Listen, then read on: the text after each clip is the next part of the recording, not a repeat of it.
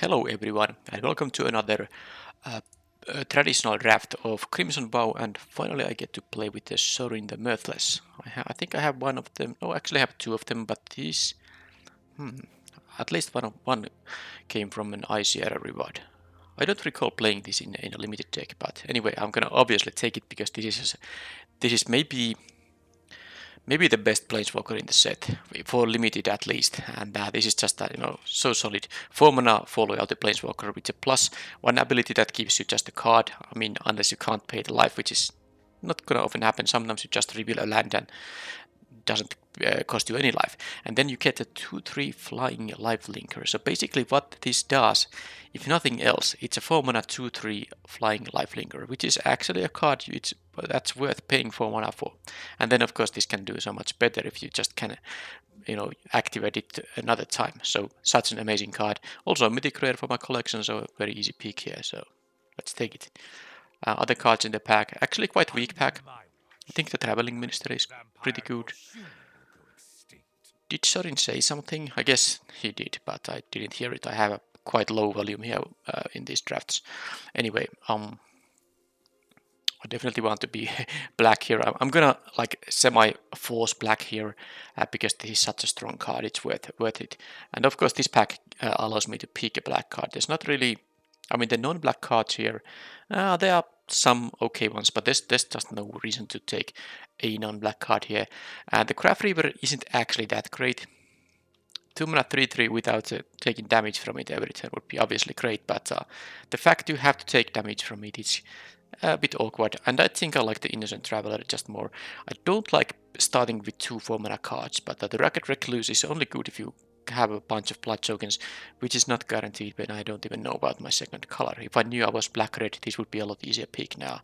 I'll take the Traveler though. It's definitely a 4-drop you are happy to have. Alright, so here Steel Black is available here, so I don't think the +1 Squire is that good.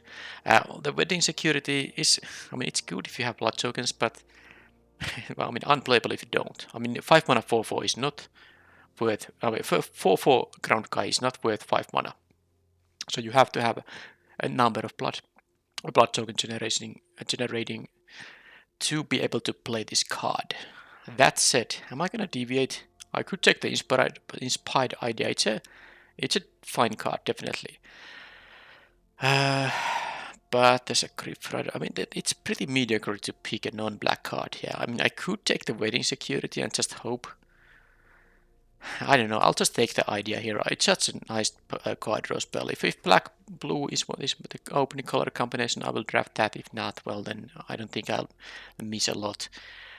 Even if I didn't pick a black card from that pack. Okay, so Chill of the Grave would be the pick here over the Repository Scarp. The Chill of the pack is the best card here, but I'm not gonna take a red-green card when I have a double black card. I definitely want to play if I just can keep drafting black cards. And here, Doomed Dissenter versus the Gift of Fangs. Well, this is good if I have some exploit. If I end up blue-black, I could have a bunch of exploit creatures, but I think Gift of Fangs here is most safe pick here now. Let's take the black removal here, and I still have basically all the options open. Well, this pack, well, I guess there are white and green cards that I could pick. These are playable options, all of them, and then the blue cards are playable. I have seen a lot of these Doomed Dissenters here. So I could take one now.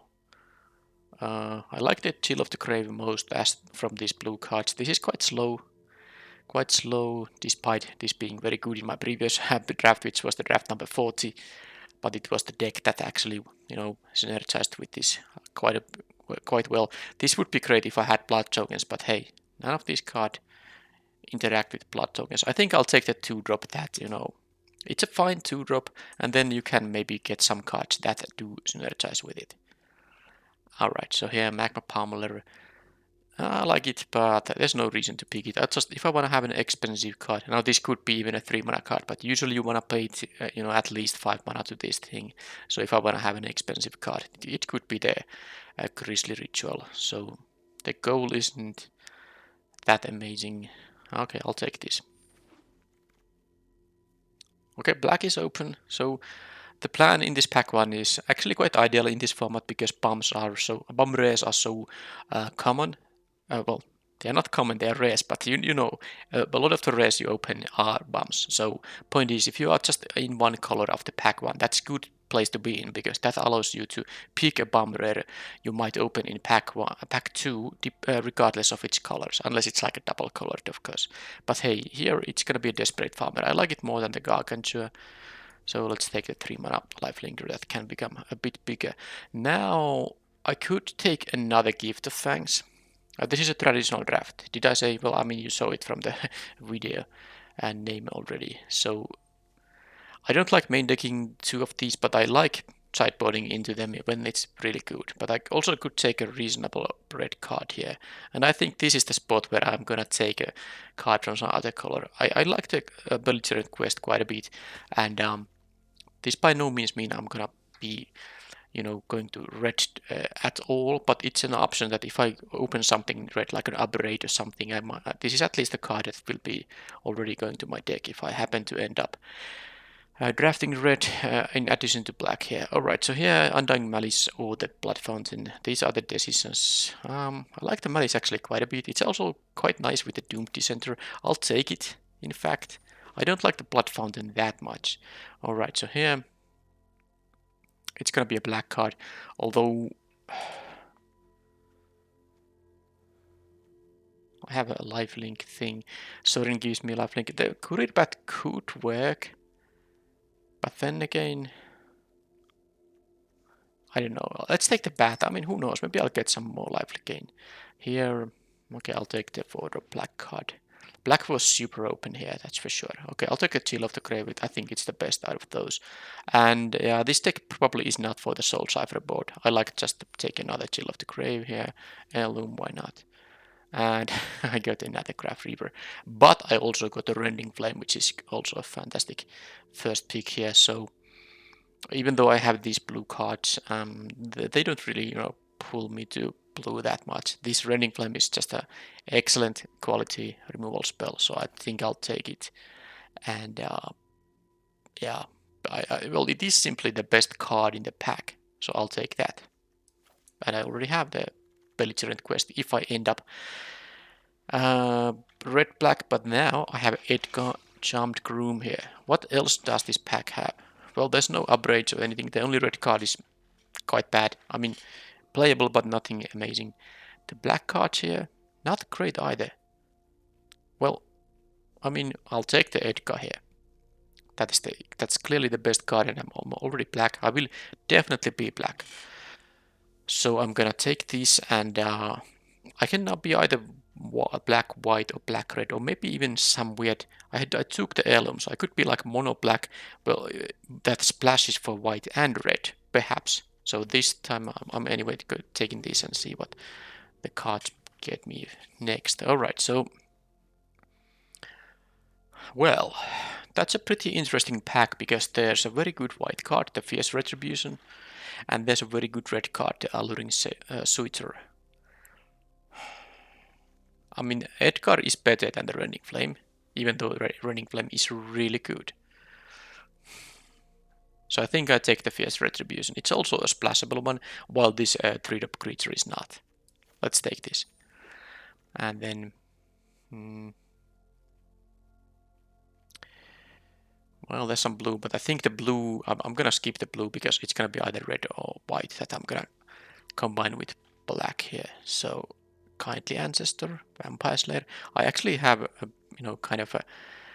I need some 2 mana cards, but the Kindly Ancestor is good because, in this case, because it also does synergize with the Courier Bat. So I like it. I'll take that, and this starts to feel like I'm going to be white-black here. Griff Rider is Piercing Light, Catapult Fighter. The Skulking Killer is not an option. A Ragged Recluse could be because I really need 2-drops, but I don't have any blood tokens or ways to discard cards, so it's actually quite unlikely that I would be playing that. It's just a 2-mana 2-1. It's not really worth it. I could take the Piercing Light over the Griff Rider, but I don't like the Griff Rider maybe enough to pick it here. I don't know. I think I'll take the removal. I could take the Catapult Fodder though. I'll still take the cheap removal spell. Not sure if that was the correct one. Okay, Sigarda's Imprisonment. I think the Undead Butler is quite okay, but this is a pretty good quality removal spell. So let's take that and let's get rid of the blue cards and the red cards, because I think this is going to be a white and black deck. So I could take more 3-drops, which I don't need. Kind of sad here. Bat or Ancestor. I like the Ancestor maybe a little bit more. It also works in defense. Can't I just pick any 2-mana cards? I mean 2-mana creatures. This is a 2-mana card, but apparently not. Traveler, Squire. I don't like the Squire as much as the Socialite, so maybe I'll just take the Socialite. Another piercing. Let's take the Socialite. But okay, now I have to take all the kind of 2-drops. I actually don't hard Geist. Wouldn't mind it. I don't think I have a lot of enchantments here. I have, well, 2. Oh yeah, Gift of Fangs too. Okay, actually I can gain some life from this. Hey, it actually is not so bad here. Let's take it. And I need some 2-mana creatures anyway. Here, I can take another Piercing Light over the Dread Fugue, I think. And let's just take the uncommon. I'm not gonna play the Rescue ever. Vampire Slayer, hey, that's a 2-drop. Well, I can take this now, but I might sideboard it in some specific cases when I can somehow be quite, when I can assume to be able to be in a situation where opponent has only one creature that has up to 2 toughness. Not a likely scenario, so that is a sideboard card. Here, interesting options. I could take yet another 4-mana card, but I'm in the Griffin Cavalry. But I don't think that's the pick here. Diagram Scavenger isn't either. The pick is the Traveling Minister here. I need cheap stuff, and this is gonna work nicely. Always, no matter what your deck is, this is gonna be a decent card. So let's take it. And well, there's an upgrade now. There is some consideration to splash an upgrade and the Rending Flame if I find, because I could use the Heirloom and a potential Evolving Wilds for that. And this pack is quite weak for other colors. I mean, the Might Leech Goal isn't really that amazing of a 2-drop, and I got some 2-drops already. The other cards, I'm not too excited about them. I don't even need any 3-drops here, or 4-drops. So I think I'll take the upgrade, and if I find an Evolving Wilds, I think I might splash for a red here. Okay, Bleed Dry, easy pick here, over the Traveling Minister, which I think would be my other option. And a red removal spell here too, but let's take the uncolor removal spell instead. This pack, quite bad actually. I don't want to have a 3rd Piercing Light. I don't have any. I mean, this is only a 5-mana, a reanimating spell. Not really that great. But I could see a situation where I sideboard into a 3rd Piercing Light. I might even cut one of these already, but I could see me having 3 of these off the sideboard. So I find it more interesting than just the Edgar's Awakening. But I put that on the sideboard because it's highly unlikely that I would be playing 3 of these main deck. Okay, here's the Fierce Retribution over the Scavenger. Scavenger wouldn't be bad, but I like the removal spell more. And it doesn't seem like I'm getting an Evolving Wilds. Also the black and... So white and red dual land, this rare land would also be nice to splash the red spells, but I guess I'm not gonna do that. The Geist isn't... I won't have it. I guess I have a couple of Kindly Ancestors though. Well, okay, maybe I can consider it. I mean, because this is not really worth playing unless you can get the 2/1/1s. This is quite okay when you get, but it's also quite bad when you can't get the 1/1s. So you need to have some number of enchantments to be able to play that card. Vampire's Kiss. Now I'll take the Officiant. Another Dawnheart Geist. There's also a draw spell here. But I might actually need these 2-mana cards still. Okay. Let's take it. Not sure if that's great, but I took it already. So here, a Radiant Grace, not very good. The Beguiler wouldn't be that bad because I don't actually have a lot of expensive cards, but there's another Gift of Fangs. But it's kind of the same as the Piercing Light, so I think I'll just take the Beguiler here. And here, Probably the Sealed Basher. I don't think I want to play two of these guys. Mind Leech Goal, I don't need a 2-drop here. Okay, I'll take the aggressive 4-mana card. Why not? So I'm not gonna splash the red here because I didn't get an Evolving Pulse. I don't want to play multiple heirlooms just to, you know, splash for some red here. That was a lot of good blue cards, by the way, late in the draft. There was also Lantern Bearer there. Yep. Okay, so it's gonna be a black and white deck. No splashes. Yep. So 4 cuts.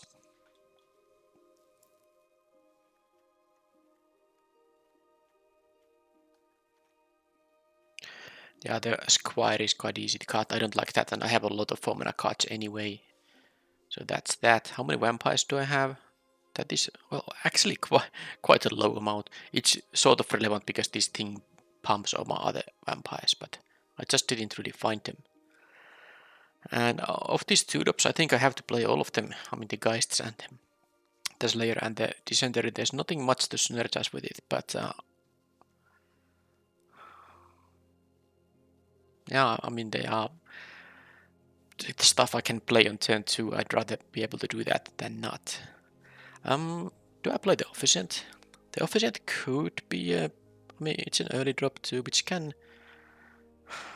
I mean, it gets pumped by the Edgar, but it's also maybe just about enough of a playable. At 5 mana, you can actually start adding the counters on it, so maybe I'll play it. And maybe I will cut one of the Piercing Lights still.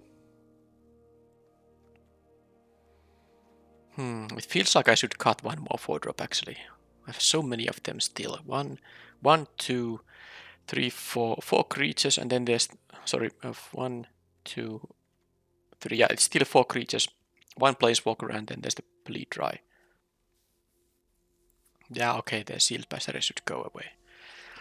That should go away, and then the Geist is... I mean, I only have 2 enchantments, but I also have 2 things with Disturb. So there's like some kind of chance to get the 1/1 tokens with this. But also this enchantment is one that I usually...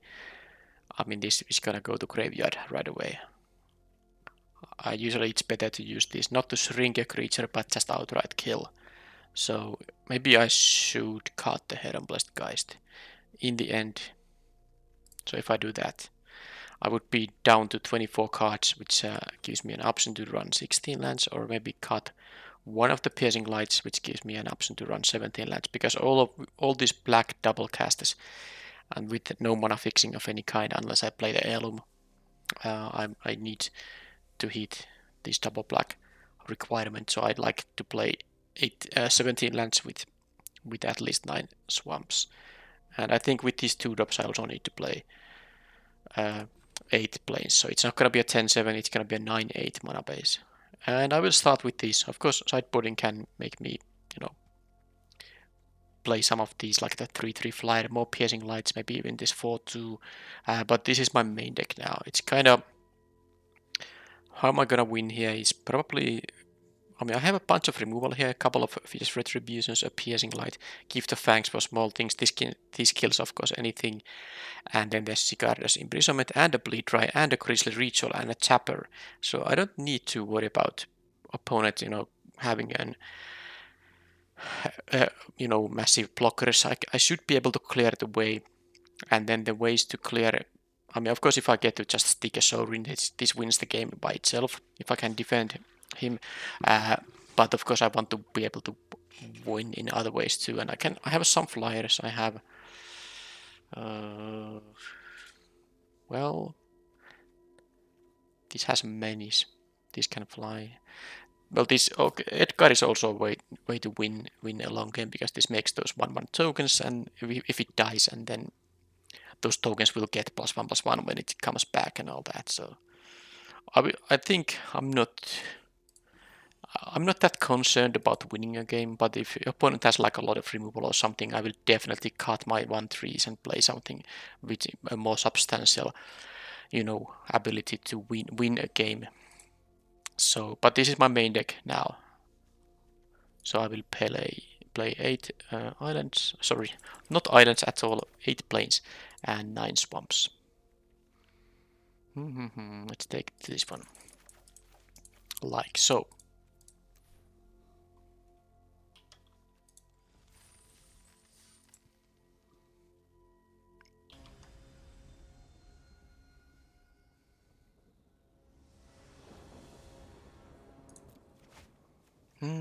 Okay, well, 1, 2, 3 drop. All I can cast. Both colors available. That's what I'm calling a perfect hand. Opponent mulligans, and I'm also on the play, which I want to be with this hand because I'm having such a nice curve out, so I can deal the maximum damage by being on the play here. Opponent kept 6 here. Oh, don't have a 1 drop here, and they do. That's a disappointment. Well, I think I'm not gonna offer any trades here because I can just pump my guys here, so it makes more sense to just gain the life there and make this into a 3-2, which I can use to trade with the Snarling Wolf. If they wanna raise me, they can attack. Obviously I cannot block. Otherwise I just lose this. So do they have a 2-drop or do they pump it? They are thinking about it, so now that they are thinking about it, and because they could have like a Witch's Web there, but they don't, so they just deal 3 here, which is completely fine here, and do this, attack for 3. I have a couple of removal spells, although this doesn't remove any blockers anytime soon, but at least if I flood out I get to do that also.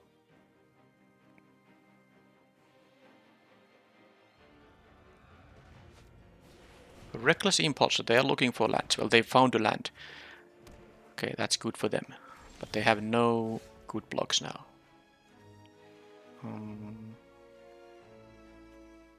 Well, I think the one...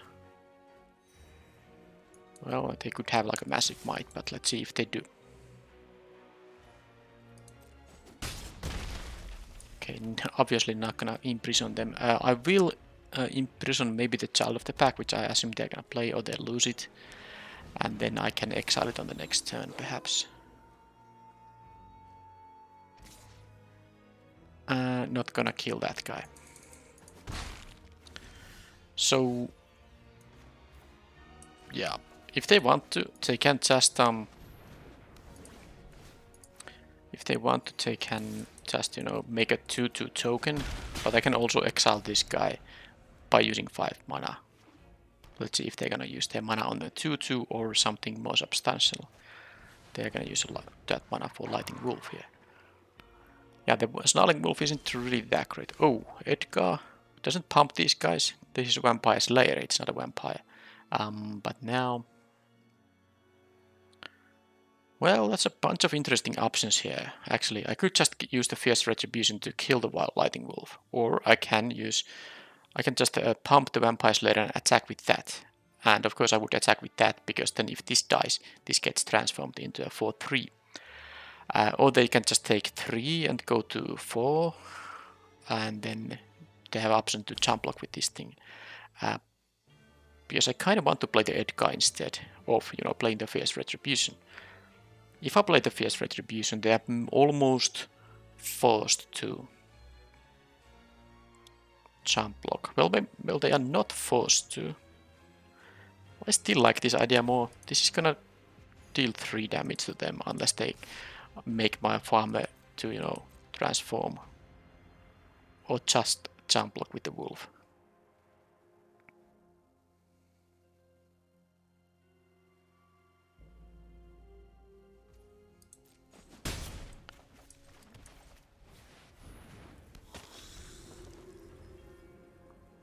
And now if they play something very big like the 6/6 thing, I can just kill that with Fierce Retribution.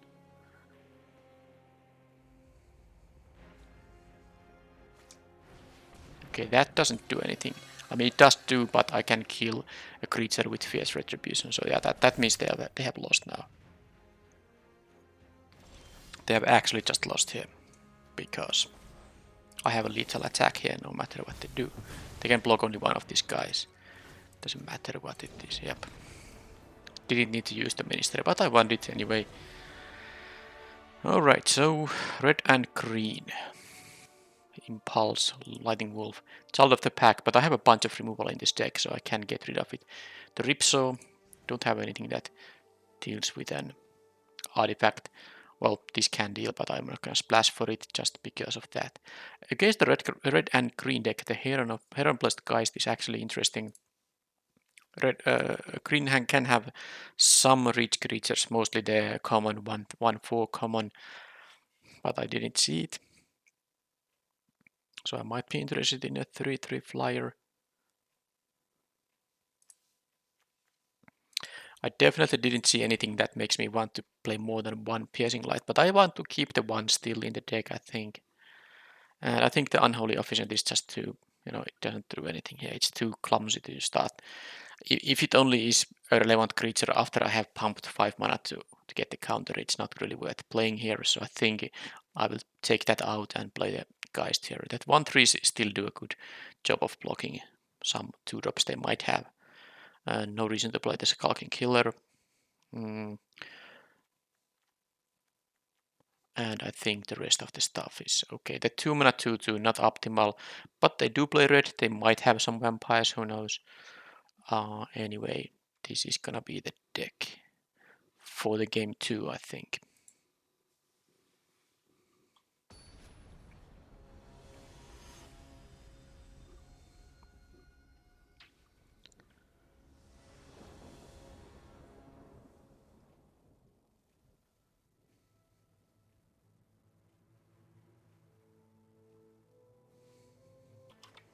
Well, that's a sweet hand. I can mulligan 6 lands.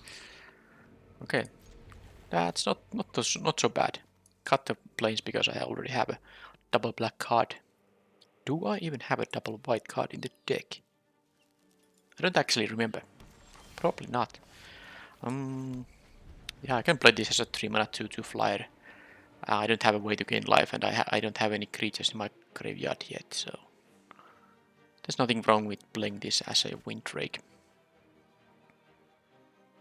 Okay, 2-drop, no 2-drop. Piercing Light. They did miss the 2-drop, so this might not be that valuable. We'll see. I think my draws will be mostly good, because if I draw a 4th land, that's good, because then I can play the Bleed Dry and I'm one step closer to the Beguiler. And if I don't draw a land, it's most likely a spell I can play with the lands I have available. I can of course draw more 4-drops, but the majority of non-lands are castable with the stuff I have now. Okay, that is not a vampire, so I just play this and don't have an attack here. I mean, I don't want to 2-for-1 myself with the Piercing Light. They have now access to 5 mana. Can they have something substantial with that? Whole Pack Piper. Okay, well, I mean, I kind of would be able to use the Piercing Light on it, but they're not gonna attack with it. I have to kill it. The problem with this thing is that when, first of all, it becomes a 4/4 when it's night, and then they get a free creature from the deck. Look at the top 6 cards of your library, then reveal a creature card among them. So I have to use the Bleed Dry on that thing. What are they thinking about an attack? They're not gonna attack with this, unless they are willing to trade this for a Courier Bat. Well, if they attack, I just don't block. I want to keep my flyer in here, and then I can kill this and, attack for 4. Alright, so I don't think I want to give... I mean, they could put any creature card that costs even 6 mana just by paying 2, so this has to die right now. And then I will attack with the bat. The 2/3 is maybe not that great even in this matchup, actually. 3 mana 2/3 against the red and green deck can easily get outclassed by the bigger creatures this color combination has access to, so I maybe should consider cutting one of these. Okay, the Ripsaw, be my guest. I mean, it's not something I'm too interested in. Okay, I actually can attack for 4 now.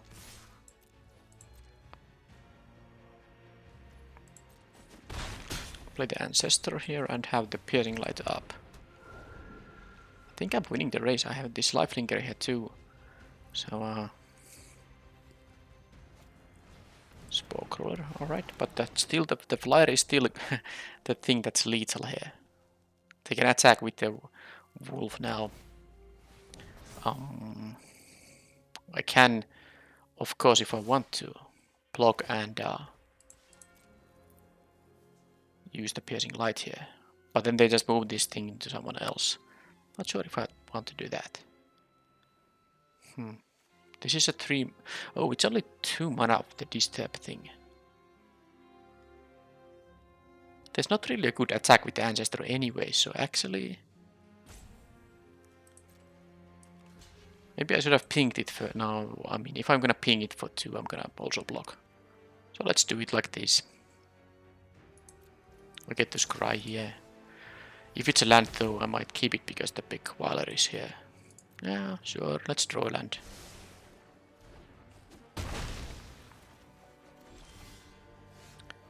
And I can still attack in the air. So my plan here is of course just to attack in the air here. But now the Tapper is very good because it can tap whoever is equipped by this Ripsaw. That is very good for me. Okay, they can kill the bat, but they have only 1 card left, and my Tapper here is still going to be... Not sure if I'm gonna push through damage with it. Because the 2-3 is just gonna block everything I have here. Okay, I'll take 6, whatever. No blocks. So they are at 12, so that's a little bit too much life. Okay, well, the Hieroblast Geist. That means I can't tap it, but I think it's still worth it to play it. Then I can play the Downhard Geist and the Kindly Ancestor. And tap still.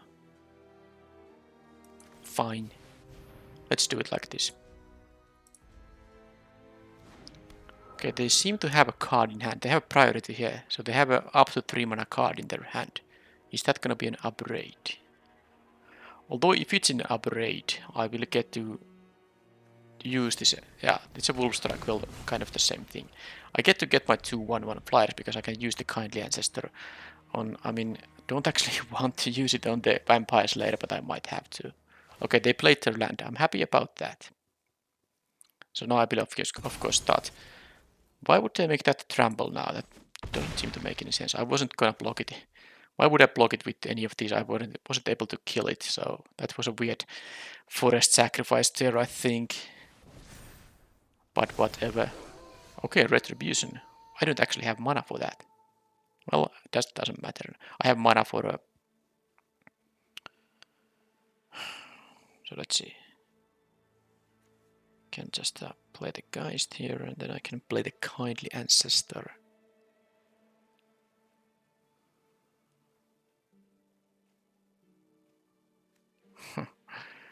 Alright, I think I'll play this now.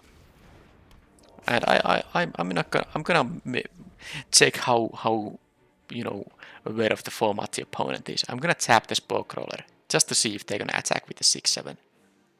Because I mean it's possible they will move the equipment pre-combat, and then I will still tap the Spore Crawler. I don't want them to draw any cards.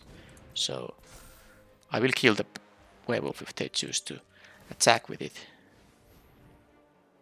I mean they should attack. I have no good blocks here. It's a 3/4 against these things, it won't even die. So,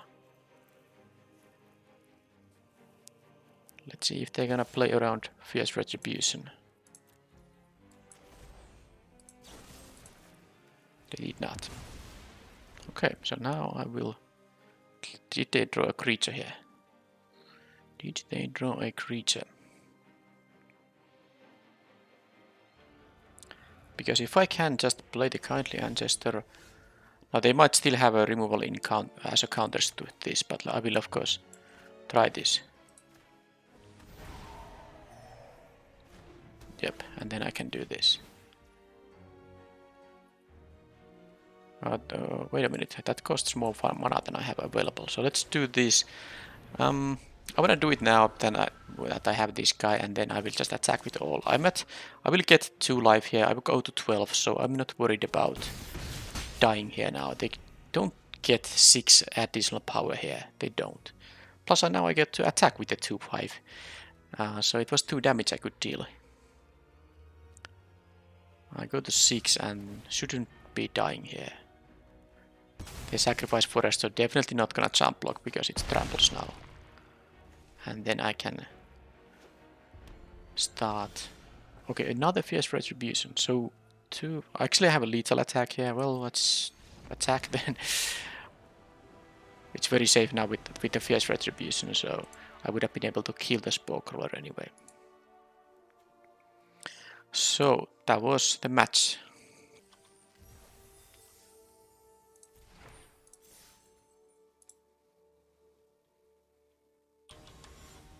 And I didn't even need my Planeswalker for that, although I do hope Sorin will make an appearance at some point.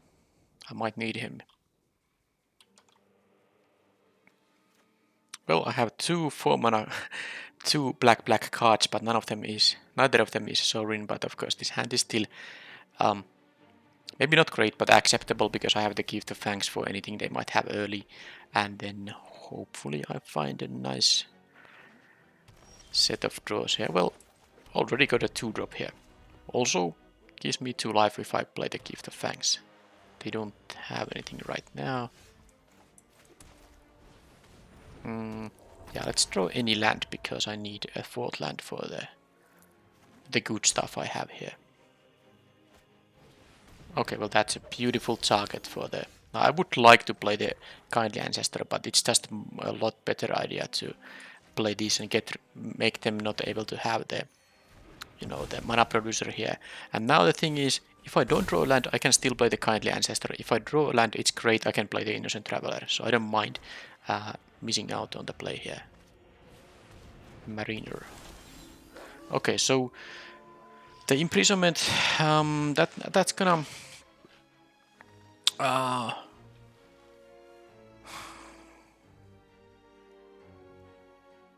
gonna get rid of it at some point, but maybe not now. I'll just play my 2-3 lifelinker here now. Yeah.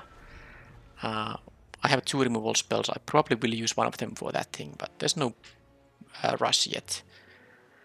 Let's see what they're gonna play now.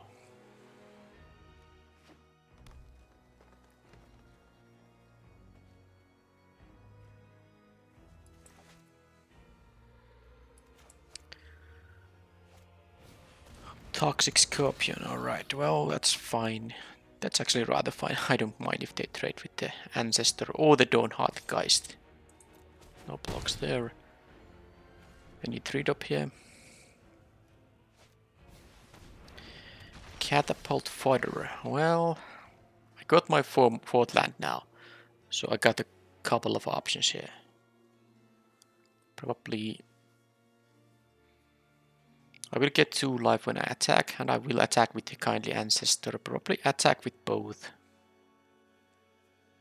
Then play the Innocent Traveler. Yeah, that makes sense.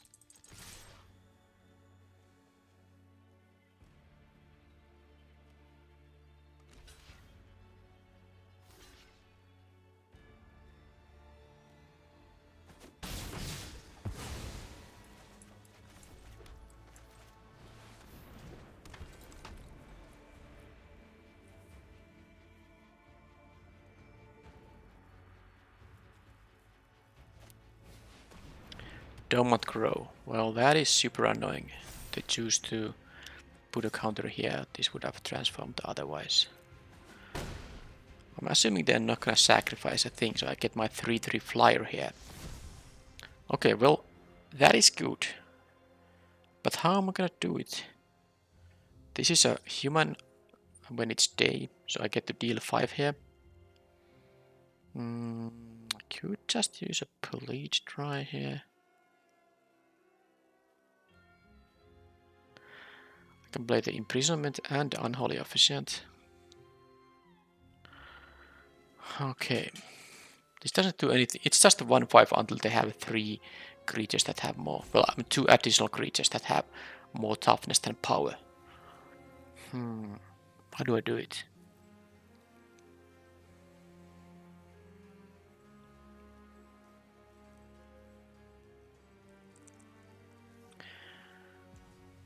Just gonna attack with this guy now. And I think I will play the Officiant and the Imprisonment, because I don't want to kill this guy because it's a human. This is not a human, it's a zombie, so that allows me to keep this as a 5 power creature. So let's do that. Get even 2 life from the Geist here. I have 3 removal spells in my hand, although I cannot use the Grisly Ritual in quite some time, but the journal is gonna give them 3 clue tokens.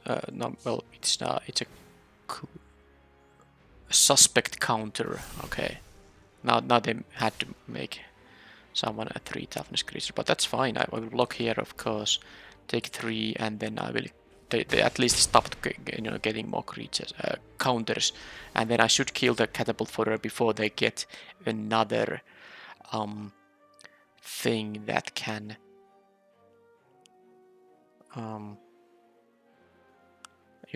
that would allow them to transform this.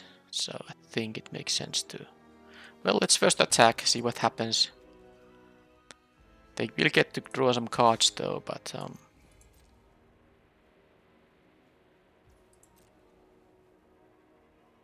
do I want it to become a knight? I actually don't, because they might have more werewolves and I have no benefit from it being a knight. And I want to kill this thing anyway.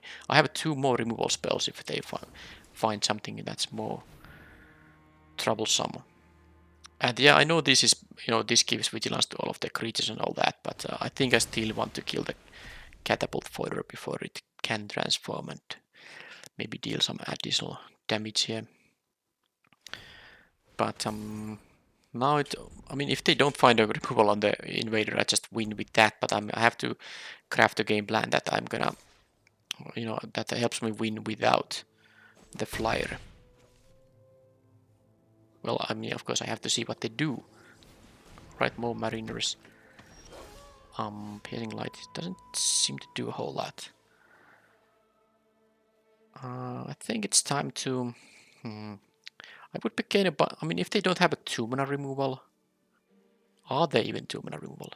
I think I should now gain my life, because I'm gonna use the Fierce Retribution on one of these guys, and I don't want it to become a knight, so I'm gonna play this. Put this here, again 2 life from the Geist, and then maybe lifelink 5 damage. They could have a Witch's Web. That is something they can have. Well, let's see if they do. They of course have priority because of these activations. That's the reason they have a priority, but yeah, a Witch's Web would make things really awkward here.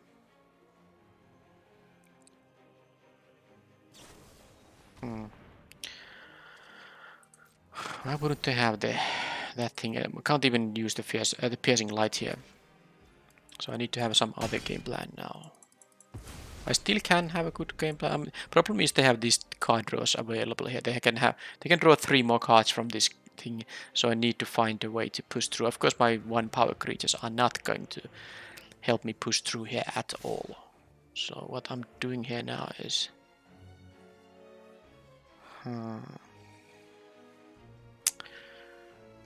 What am I doing here right now?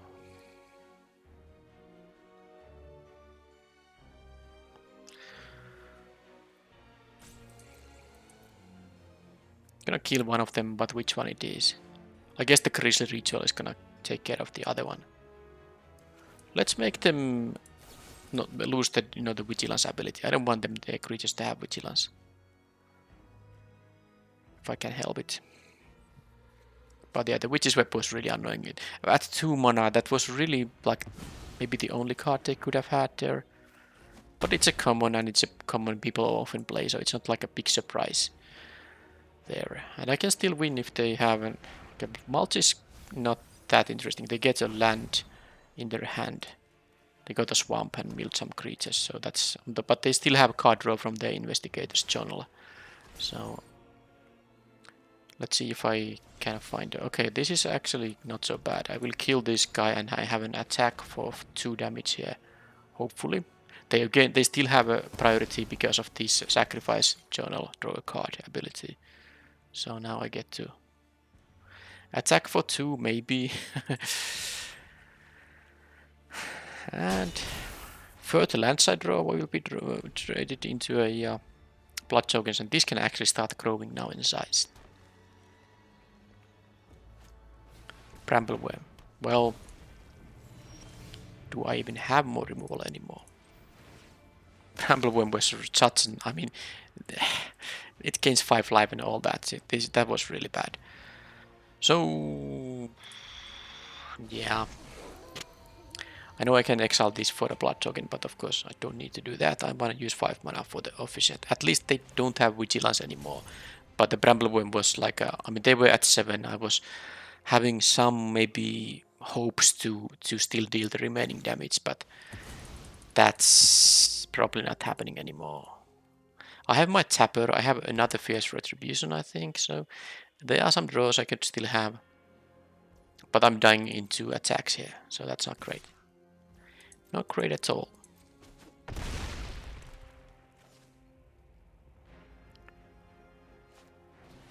Yep, they have a Headless Rider there, why not? And still a 2-drop, do they? Well, it's a mulch. I mean, they get a land, sure. They have another Dormant Crow. What a deck. Oof. Don't like the matchup, actually. Well, let's add a counter here and okay,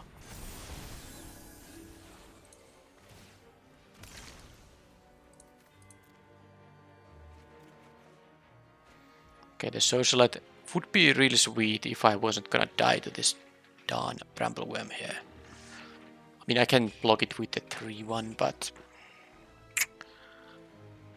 oh yeah, I can use the Piercing Light to kill the Headless Rider. This has Vigilance though, so maybe I should attack with it. I should attack with it. They might not block.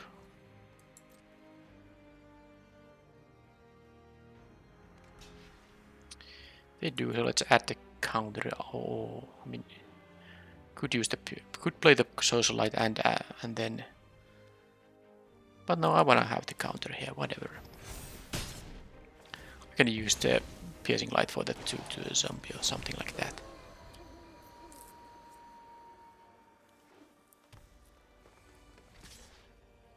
I mean, I know I can kill it by blocking with both, but problem is they kill both of my guys.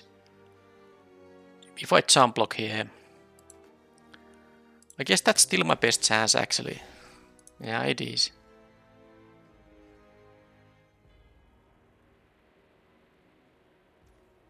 So, I mean, I hope they have 2 lands in their hand. Something like that. I get the Scry here too. Undying Malice, it's okay with the Socialite. So, if they have 2 lands in their hand, I mean, it's quite unlikely they have 10 lands on the battlefield, but let's see. This gives them more life. I can do this and I can get a blood token from the Sigarda's imprisonment. So who knows? Maybe this will work out if they are very unlucky and I'm lucky here.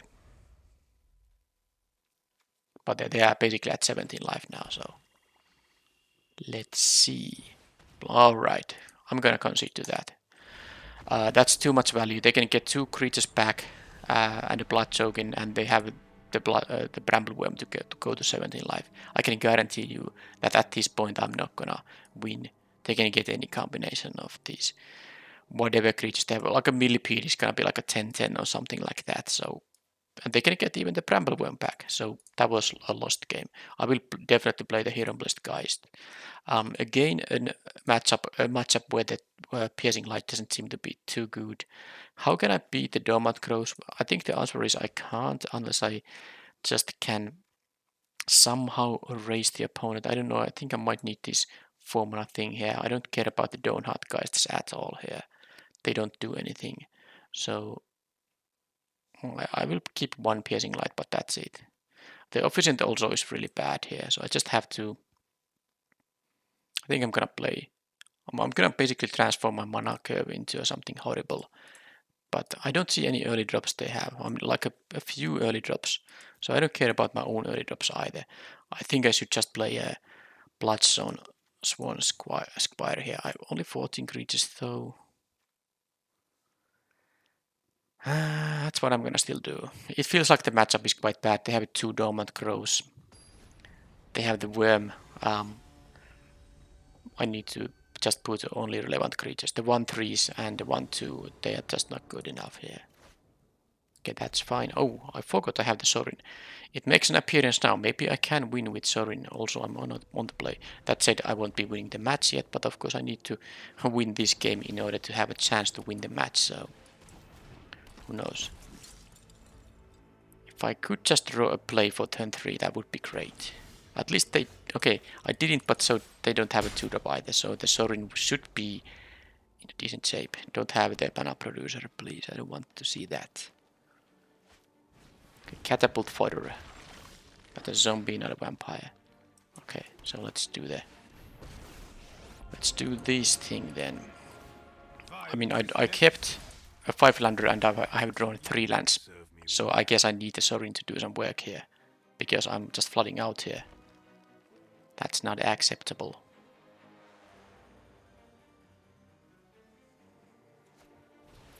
They have one of their 4/4s, not a surprise there. Okay, the Retribution will be quite nice against that. I don't want to make another lifelinker. I want to just draw a card and keep the Sorin around. This is revealed. I take 5 here. So what does that mean for my... I think I'm gonna play it though. Then this is gonna attack Sorin the Mirthless. I mean, I guess I'm gonna just leave these things to block, and I try to double block with the 2/3 and the 2/2 here. If they have a trick, then they have a trick, but at least Sorin will survive in that case, and I can get another 2/3 here. Because they see the Heronblessed Geist. Okay, well, I can still double block it though. With the 2/3 and the 3/3 here, so unless they have exactly massive might, it's not such a big deal. Okay, they didn't want to attack here, making my Fierce Retribution quite good now. Let's I'm gonna make another lifelinker here, I think. Now I can attack with these guys. Start the race here now. Play the farmer and have the Fierce Retribution up. Sounds good. Sounds good that the unfair Planeswalker is gonna win a game here, but they have 2 of these unfair uncommons. That's only fair.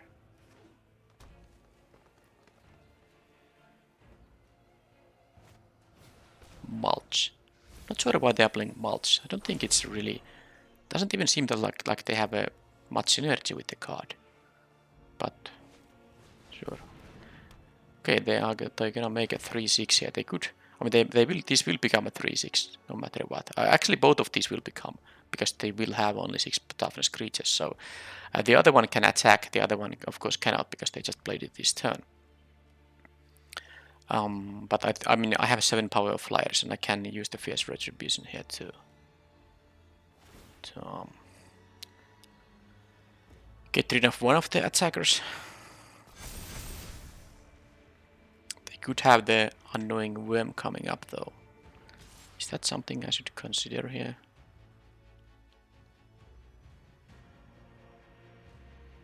If they attack with the other 3/6, or they don't actually, well, in that case, let's just destroy target attacking creature here. Draw some more cards. But if they have a Brambleworm, that could be bad. No creatures here. I will be gaining life here though, but let's first see what happens here. Yeah, let's draw the planes there. My ways are not for the weak. I want to play the flyer here, so what I'm doing here is attack with all this stuff. I have mana to play the bat and the farmer here, so let's do this.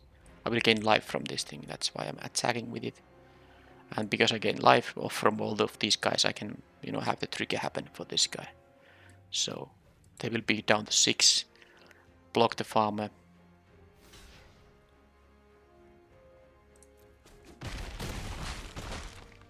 And the Brambleworm is still a problem. And I will lose my Sorin. There's no... Well, maybe I don't if I just jump block those guys. Well, we will see. But if they have a Brambleworm, they go to 11 and they can block one of my flyers, so I can only deal 6, so they will, you know... Brambleworm is again the thing that's gonna allow them to stay in the game. Despite me having my Sorin here.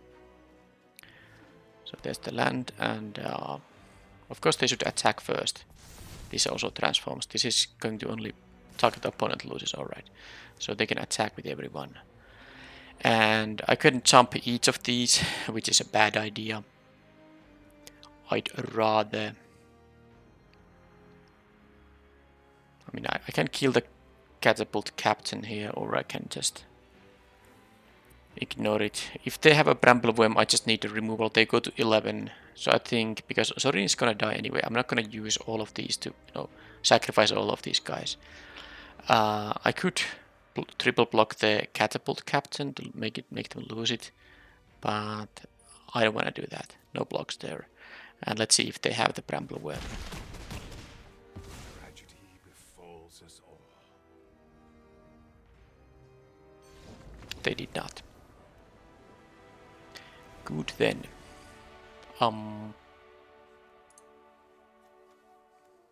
Darn Dormant Crows. And they have an apprentice sharpshooter here. That actually makes me want to have the one piercing light here, because I can attack with a flyer and then finish off the sharpshooter with the piercing light. But I think one is still all I want to have here. The Vampire Slayer isn't that great, but I guess I want to have some 2-drops. The Dissenter isn't great either, but I can't just cut all my 2-drops and have something more expensive. Although Wedding Invitation would be maybe interesting. Just don't know if that makes a lot of sense. Okay, I'll keep my 2-drops here. I mean, I guess it makes some sense to have an early game. They can jump block if nothing else, I guess.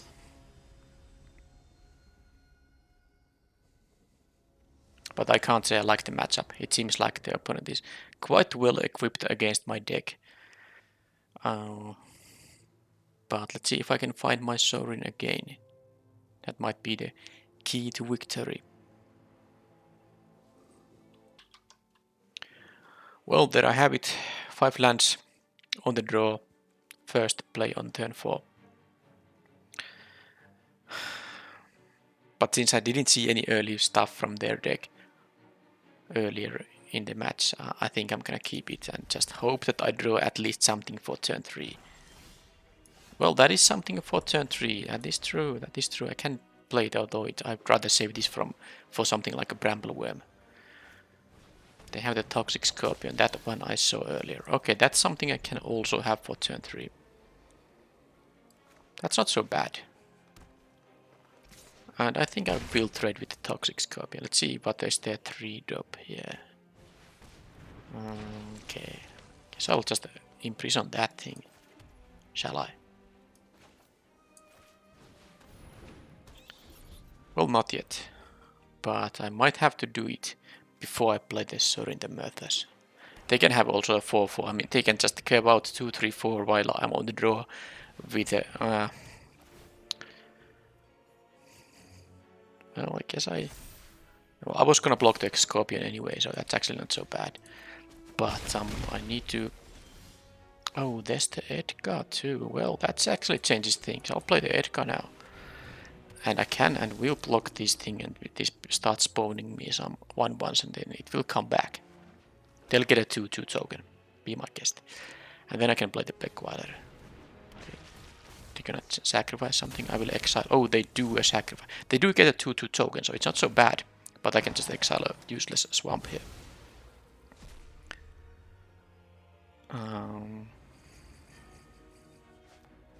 Spore Crawler, alright, alright. Yep, they don't want to block the Edgar for understandable reasons. Now, I think I need some more blockers before I can I'm gonna play the Tapper right now. And yeah, the Dormant Crow is really good though. It's really annoying how good it is. Just free counters everywhere. It is. Well, I have the Sorin here, so I shouldn't whine too much. But this is just an uncommon. It's really good for an uncommon. Sometimes it's a bit too slow, but in these cases, I mean, I had a slow start. It can really overwhelm you. And they can't really attack big when I have the Edgar here. So now I can... Do I need to still play more stuff before I go for the Sorin? I can go Sorin plus 1-2. It's not an impossible thing. But it's still not worth it. I'd rather have the 2-3 to block with. Dormant Crow, not fun. The Vampire will be a 3-4 though with the Edgar. There's something. So if I play Sorin and get a Vampire, I have a 4-4 and a 3-4 and I will tap this thing. So I guess I have blockers for their stuff. So let's go for it. I mean, if nothing else, I will get my 3-4 here, even if they get to kill the Sorin here. Of course, them not killing the Sorin would be quite crucial for my chances to win here. If I can continue getting value from the Sorin here, but let's see.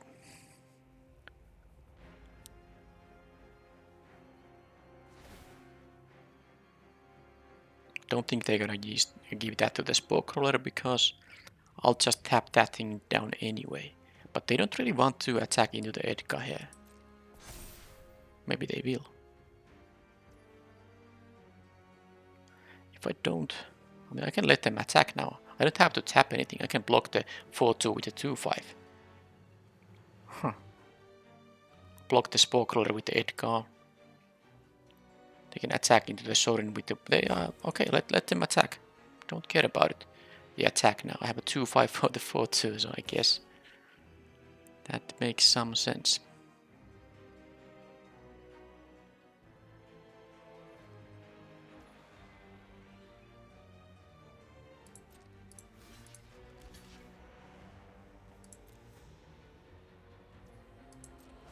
No massive might. Lucky me.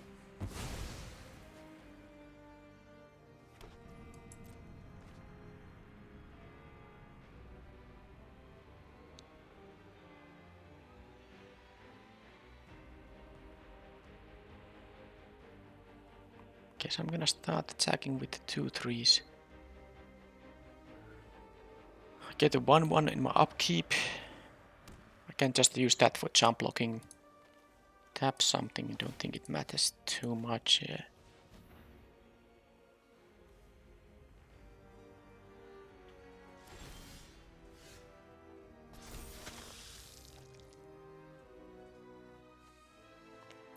I'm gonna blast Sorin. I wanna have the chance to get more 2-3s. Okay, I will reveal this, take 3 here, life loss, and then I can do 2 things. I can... Yeah, well, I want to still maybe tap something, so I think what I do here is... They have only 3 creatures here.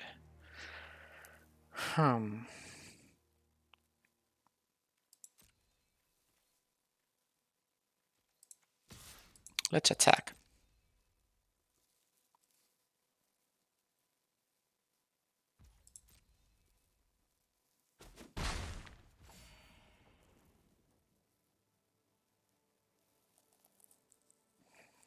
Kind of want to play the Innocent Traveler. Yeah, I'll play the Innocent Traveler here. More flyers. And I can tap something if I want to.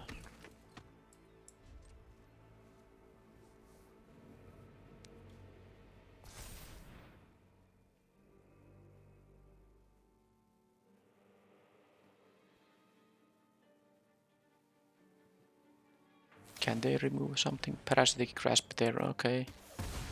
They could, but they are down to 1, well now 2 after draw step. Still they can't kill the Sorin if this thing goes on.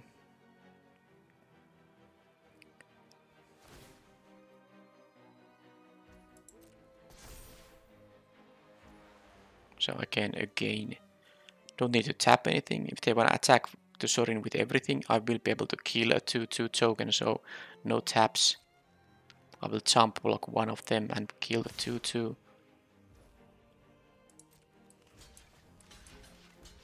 Like so. And now that they attacked with the statue, it's actually one turn. I mean, it's gonna take one additional turn before this becomes a bigger creature, because they have to use it for mana to make that happen. Alright, so Heron-Blessed Geist is very good here. Well, again, let's plus this one, because I lost some loyalty there, and reveal this, that any card that costs 2 life here is definitely worth it, given the lifelink stuff I have. The 1/1 tokens also have a lifelink. I got my both Bumbrays here, by the way, and that seems like it's what I need here. I want to leave the imprisonment for the potential Brambleworm. That's really important to get rid of that thing. Although I have the Beguiler here to deal with it, kind of too. But anyway, the point is that I will want to use mana for tapping, maybe. Yeah, so I think I'm gonna attack with these 2/3 here. Play the Slayer and the Kindly Ancestor, and then use mana for tapping. Just because the game is here to just protect Sorin, and Sorin will of course give me a lot of value for every turn it stays alive. And they just don't want to deal with this. Understandably, the Dormant Grove isn't gonna beat both the Edgar Mako and the Sorin, the Mirthless.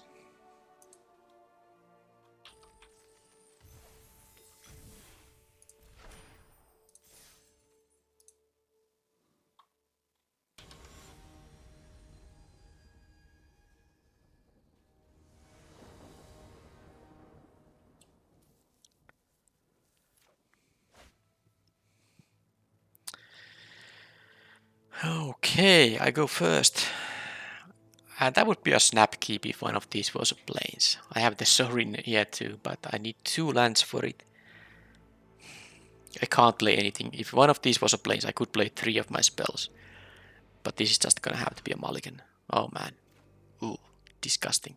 5 we go then. Alright, so I get the Edgar here. Geist and Geist are gonna go away. I wanna have the land so I can play the Edgar at least on turn 4. But being on the draw, being on the play against the player who kept 7 while you yourself mulligan to 5, not great, definitely. But I guess I can draw my Planeswalker, which will tip the scales quite nicely. But if I don't, I think I'm very, very big underdog here now.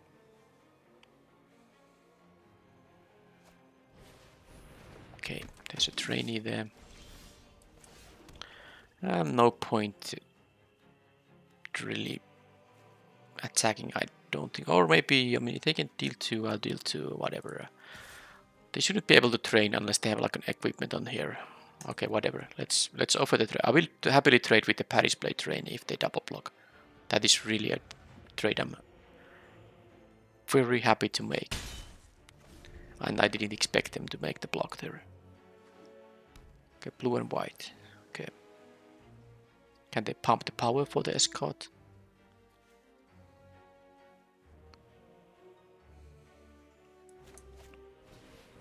Okay, well that has a fear of death. Don't think it matters too much.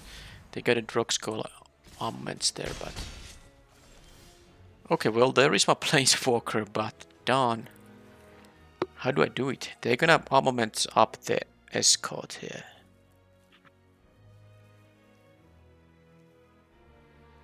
I'll just have to jump block there. Doesn't make a lot of sense.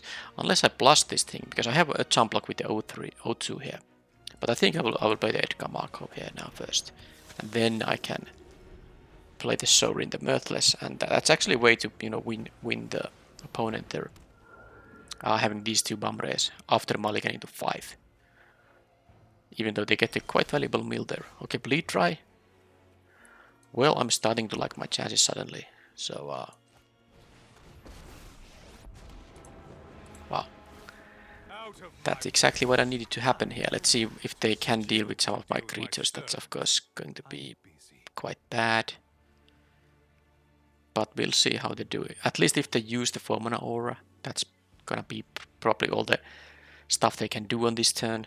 And I have the free jump block with the Vampire Slayer. So, and the other ones are pretty good blockers. So,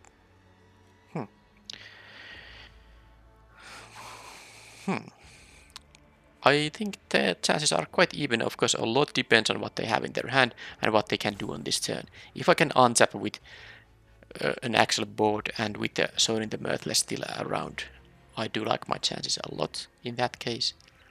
But if not, waiting. Okay, they can kill now the Sorin. Darn it!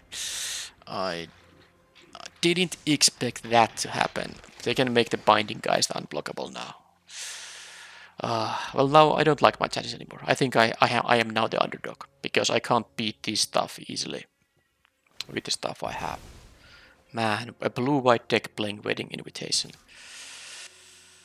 That is harsh. That is really harsh. But it's what it is. Now I still have the Edgar around, and at least I don't have to protect my Planeswalker here, and I have the Bleed Dry, so it's not all, you know, not all is over now, but this is really gonna make it tougher now. I really hope to get at least one card out of this, because I kinda needed it. Grisly Reacher isn't bad though. Now I will of course attack with both of these. This is a 3-power lifelink flyer, and if they wanna have a quadruple block, yeah, they just jump, which is understandable. They get another Red Strong. Don't care about the Red Strong. I think what I'm gonna do here is I'm gonna just Bleed Dry the Binding Geist. That way they can't even use it from the graveyard. What? They didn't have... Oh, the opponent also has 40 cards left in their deck. What? Okay. So they have a deck with 5, 8, 9. They have more than 50 cards in their deck. Okay, interesting. But anyway, point is, I use a Bleed Dry on the Binding Geist. It gets exiled. They don't get the Disturb there, and they don't get the training there. Of course, if they use the infantry on something, I probably will kill that instead. But we'll see. I don't have to. Yeah, that's 39 in the deck. That's that, alright.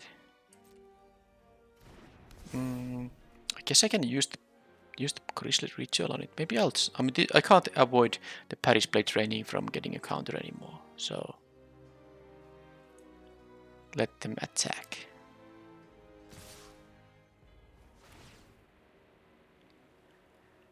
I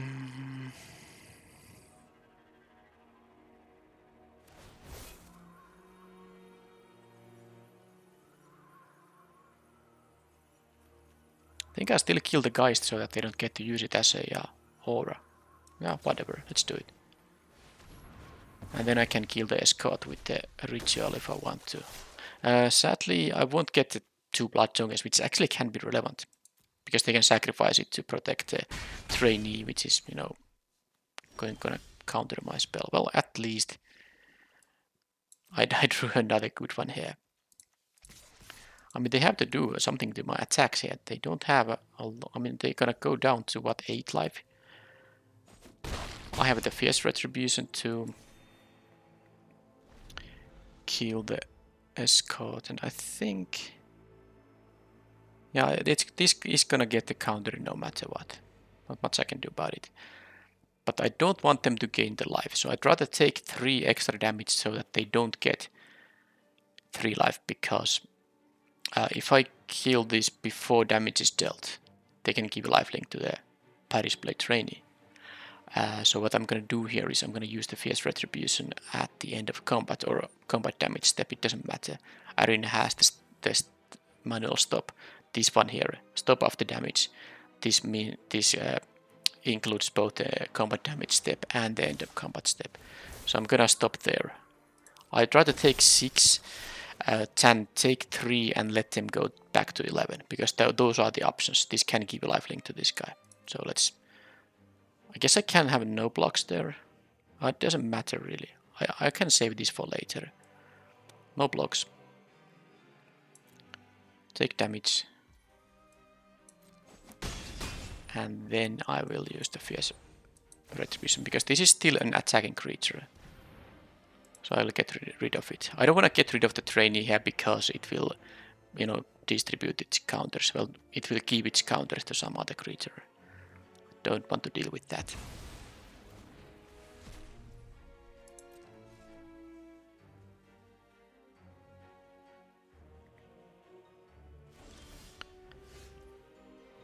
Okay, well, I suppose they might have a fierce retribution of their own or bounce spell or something. It doesn't really matter too much. I'll just attack with both anyway. See what they have. Oh. Opponent, you were supposed to do that before I attack. Now they take the 3 damage for no reason there. It still won't untap, but I mean, this is a lot worse for them.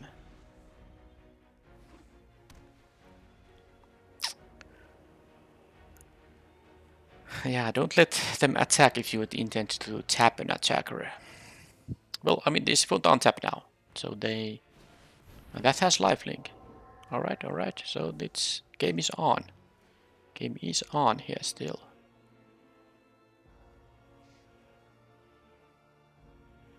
And even if this dies, they have the lifelink aura available.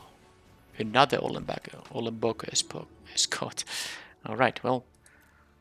But why are they playing like 1 red strong? And they even have a deck which has like 50 plus cards and they have only 1 red strong. And they choose to concede. Don't they realize this won't untap? They had blockers for the Ed Camargo in here.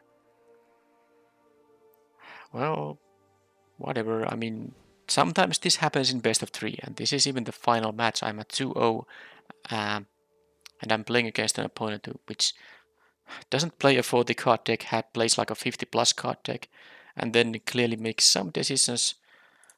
I mean, the Chill of the Grave here on a creature that just attacked already, and then considering here when they actually weren't gonna die even. They had the lifelink, they had the means to stabilize in this game actually. But I mean, I can't choose my opponents, so I'll play this match normally. Piercing Light might... I don't know really. I mean, there are some 2 toughness creatures. I feel like the Dawnheart Geist might still be worse than a Piercing Light, so I think I'm gonna cut them, maybe even to both of them. How about the Heron-Blessed Geist here? Flyer might be something I care about here. I really feel like I don't need the Dawnheart Geists, or maybe my own Unholy Efficient can also be rather useless here, so I want to play the Heron-Blessed Geist. Maybe not the other stuff.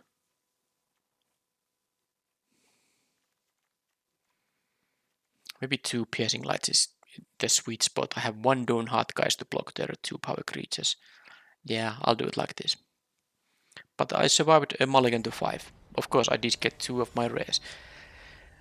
But they did get rid of the Planeswalker quite nicely with the Wedding Invitation. But okay, well, what do I do with this hand? It's really bad, actually. Oh, they let me go first. I mean, the 5-lander here is almost a mulligan to 6 already, because I don't need any more land drops, really.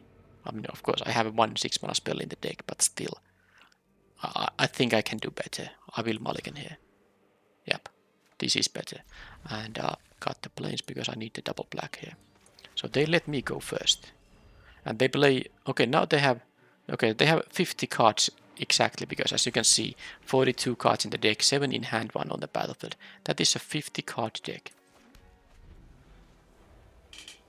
That's like a hard mode for them. They could have a more consistent deck by playing 40 cards, but they do what they do.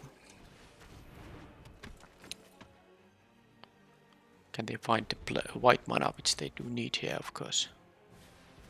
Multiple Wedding Invitations. Well, do they have a land drop? They do. Or maybe they don't, because they have, of course, these activations up. Okay, they don't have a land drop even. I don't know how many lands they are playing and why they kept this particular hand. I guess if they have 2 cantrips for 2 mana, they can keep it, but still, Well, I mean, I don't have a lot going on for myself. I have like a 1-3 this turn, so opponent can still stabilize. At least I have the tapper coming up if I draw a land, and if I draw a spell, I most likely can play it. So, but I'm only 3 power here, so if they hit their land drop and get to play their spells, it's not over yet for them. They also play a Sanctify. Okay, well that's something, but they have a Catgeist, Heron of Hope there, no land. Well, I mean, I might have to do some attacking with the 5 mana 2/5 I have here. Wow. It's far from over, because they have 7 spells in their hand, and they can use the... No, this is just the Catgeist, they're not gonna use that on anything. I thought it was the one that gives -2 mana, so okay, now they have the white mana. I have of course a couple of removal spells here, but it's gonna take a long time. When I'm there at 17, I have 3 power of attackers here. I don't even want to kill that one, but okay, with Piercing Light, this is now that I can kill with Piercing Light for sure. I'll again stop off the damage just to make sure I get to deal my 1 or 2 damage to them, and then I will kill the Geist after that. Get the Scry here. Don't need a land. I know I have the Fierce Retribution, but I will find the 6th land before I need to use it, I'm sure. Just need some more pressure here. This is not enough pressure at all against an opponent that has 6 spells in their hand. I mean, I can easily lose this game still. Unless I draw my Planeswalker.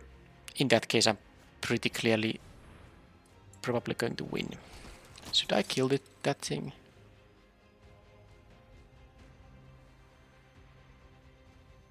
I wonder if I should use the Bleed Dry on that. Because it can block my 1/3 here.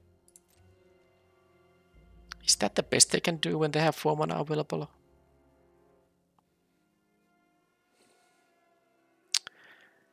I don't like it, but I'm gonna kill it. I'll try, maybe they have a Syncopate, who knows.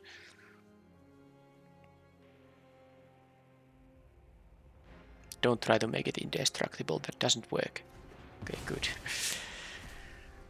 And then... Okay, I got a 1/1. Oh, that's so funny.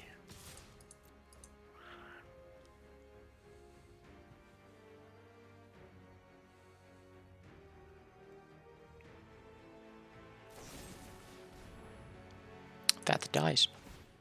That transforms doesn't matter because they're still -1 power there. Alright, there I have still 4 spells.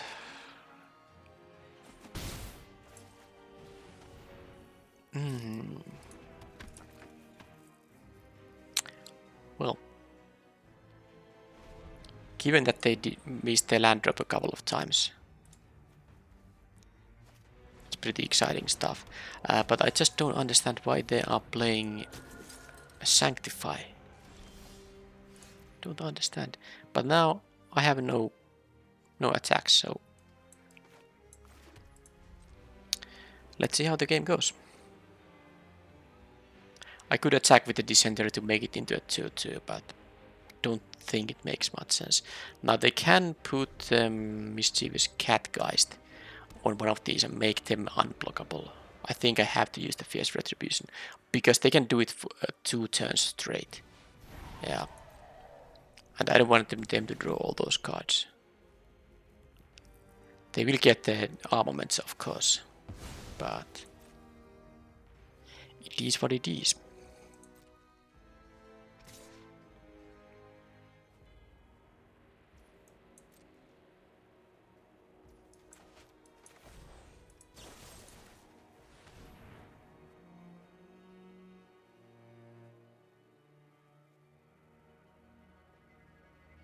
They have the +2. Okay, they have a Cradle of Safety. Okay. Okay then. Okay. I'm losing this game. Unless I draw the Sorin. I mean, if I draw my Planeswalker, I will still be in a very good shape. But that's basically what I need here. They get too many cards, and I have nothing here, and I have no win condition here. I mean, what creatures have I drawn? Only these 3 in my top 14 cards. Do they even have a way to sacrifice this? I guess they could have some blue exploit creatures, but yeah, even the Unholy Officent is it's just gonna become like a 6-7 creature in this game because I have nothing to attack with. They can draw another card with the infantry, or maybe they choose to just make me a jump block with something. Okay, they don't make any. Okay, I guess I'll just I don't know. Let's do like this and this. Whatever. I need some help from my deck.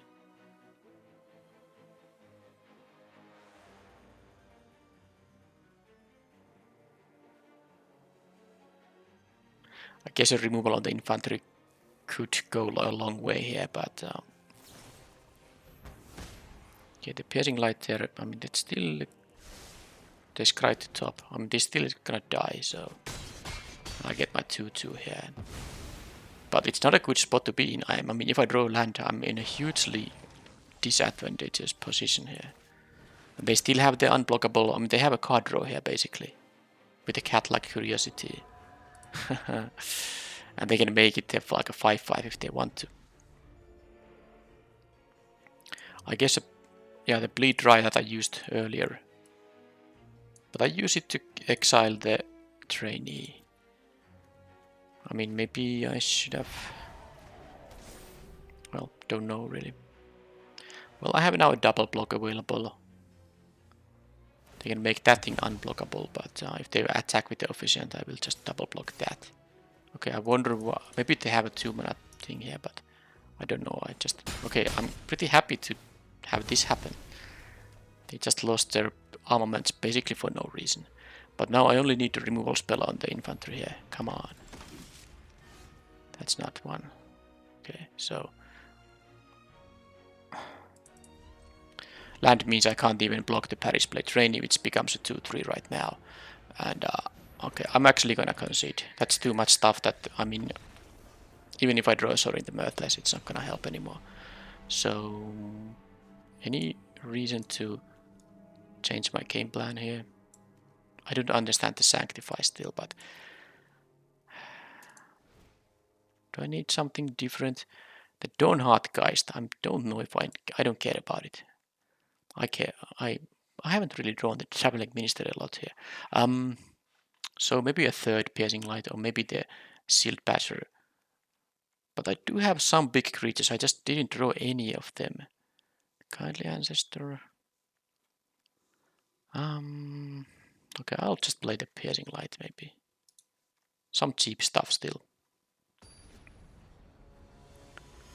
That was a pretty weird stuff because I kind of wasn't supposed to win the Mulligan to 5 game, and I wasn't supposed to lose the game where the opponent misses their 3rd land drop multiple times, but that happened. Okay, let's Mulligan more, maybe that is the key to winning here. Okay, 1 lander into 1 lander. At least the opponent did Mulligan too, and they still have the massive 50 card deck there. So I go to 5. Do they keep 6 or not? Well, they go to 5 too, so maybe there's some interesting stuff that can happen. Kinda don't want to cut a land because I have 2 3-mana cards. I think the Doomed Dissenter is the least useful here. But the Fierce Retribution is quite good, but I can just maybe somehow win with the... I'm on the play here. Okay, let's lose the removal too. I mean, I'm just trying to hope... I'm hoping to win with the... Just curving out here with these creatures, and... Because they are also at 5, they kept 5, so this is kind of even in that sense. Okay, now I'm happy that I didn't lose a land because I drew yet another 3-mana card. And I will try to get value from the Courier Bat. Oh, I will be getting value. Thanks to the Traveling Minister. Or maybe they just play something that trade with this and then I can get it back. Okay, so both mulligan to 5. So this is quite fair now, and they don't have a play, but they could have a. Okay, they have a piercing light, which is something that I can live with. So I didn't gain life now, of course. So this cry to top, but I can play this and the minister. So next turn I can use the courier bat to return the farmer.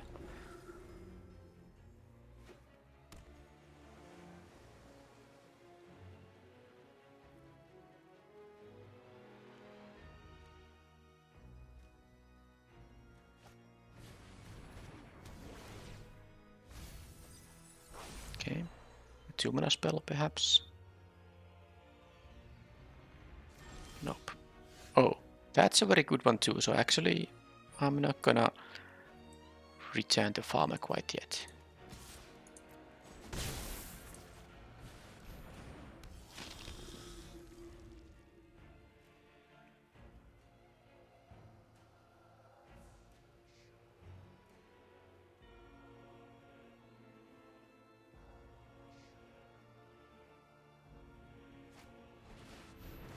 Okay.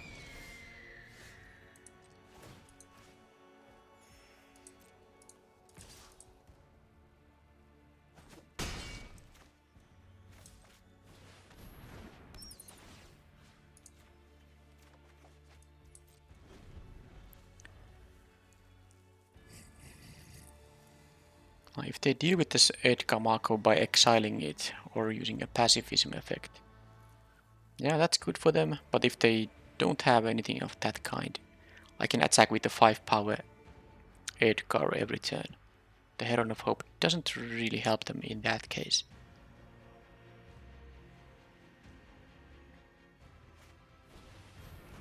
Okay, they can draw a card there.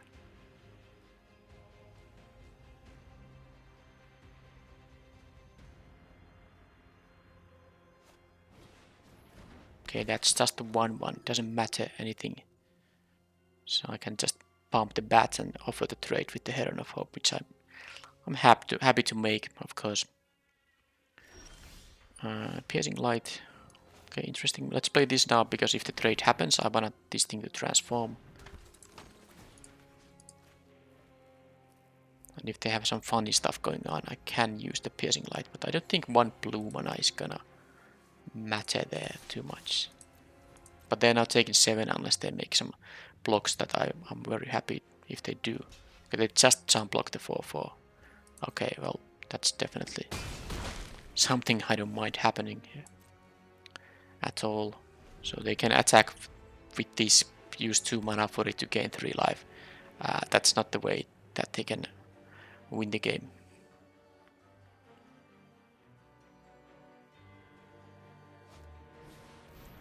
Brian is decent-ish, but with the Piercing Light I think it's okay. I mean, I can attack with all this stuff still. Pass. If they double block the farmer, I can use the Piercing Light on the flyer. So this is lifelink, so I maybe they can't double block the farmer, so maybe I should give the +1 power to the thing that's least likely to get blocked. So I don't think they're gonna jump block the courier bat. So I'm gonna actually do it like this. Even though pumping the Desperate Farmer would allow me to gain 1 extra life with the lifelink.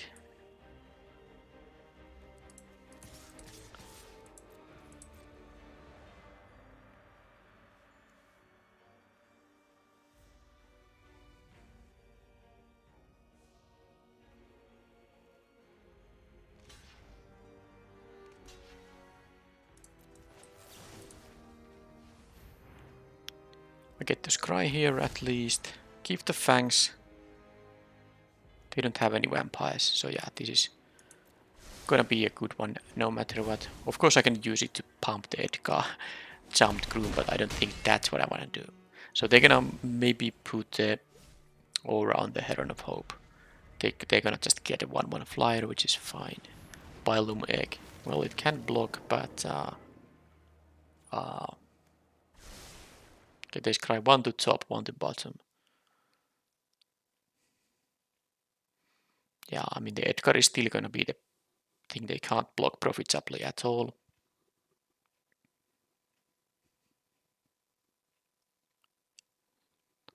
So I'll just pump the Courier Bat, I think. Well, let's see what they do with the final. I mean, they have one card I don't know about.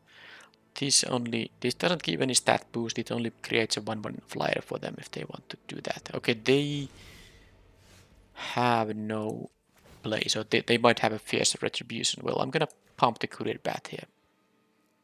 And I'm not gonna attack with the farm. I know I could use the Gift of Fangs on the Heron of Hope, but I don't want to do that now.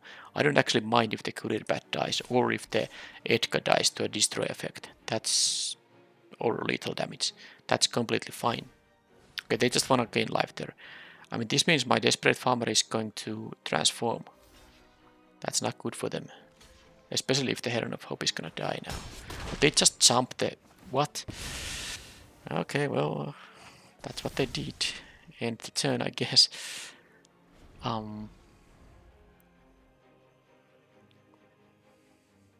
Well, Binding Geist, I can just kill that if I want to. And I want to because otherwise it will trade with the Harvester. Maybe they will keep the... okay, yeah, that's even better reason to get rid of that. They have basically a 1/1 token only. They can use the -2/-0 on someone, but that doesn't matter. Okay, I could play the Traveler, but I think the correct choice is still to just kill the...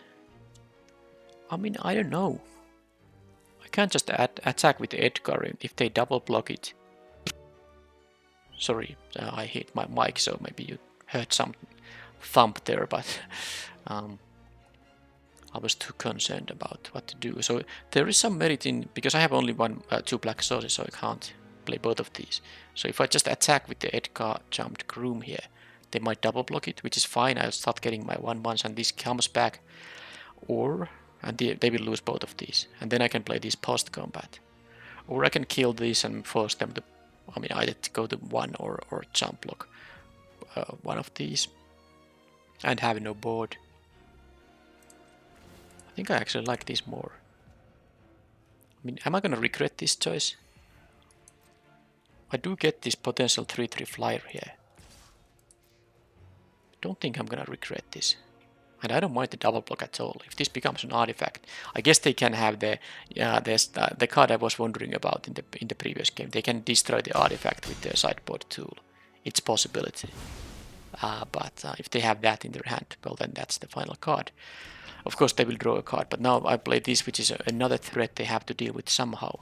They can make the Depraved Harvester, for instance, into a 2/3. I can still pump it to make it a 3/3.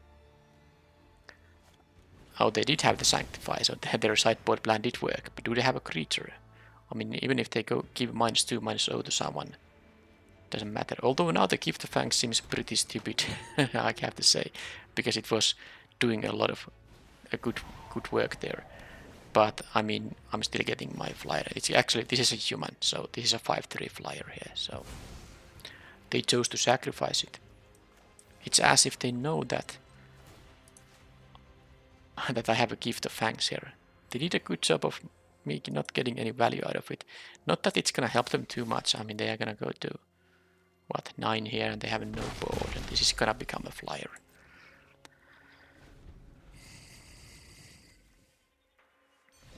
Yeah.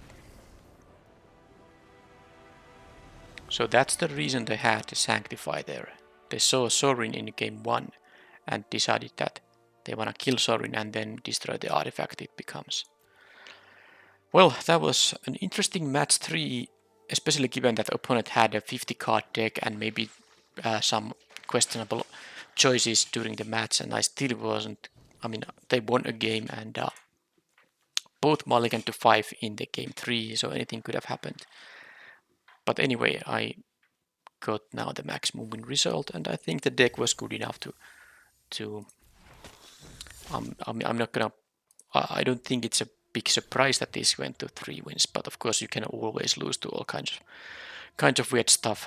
But these two Bum Rays, of course, these are really good, both of them. So they do a lot of work, and I guess I was a bit light on ways to kind of push through some damage. I mean, if I don't draw these things or these get answered, I had like a 2 3s for 3, 1 3s for 2, but of course I had a lot of removal in this deck. That helps often. So even if you just have like 2 power creatures, if you can just remove the blockers, you will win eventually. So this wasn't like the greatest deck ever, but given the rares, I quite like it in the end. So let's claim the prize. I even got a mythic rare for my collection, so kind of perfect in terms of set completion. I netted gems, got packs, and a mythic rare. So good stuff. I think next one will still be a traditional draft because I had a premier draft just before this, and I will play at least for a while now 2 traditional drafts and 1 premier draft. Use that kind of cycle now in December. So thank you for watching, and I will see you in the next video. Bye bye.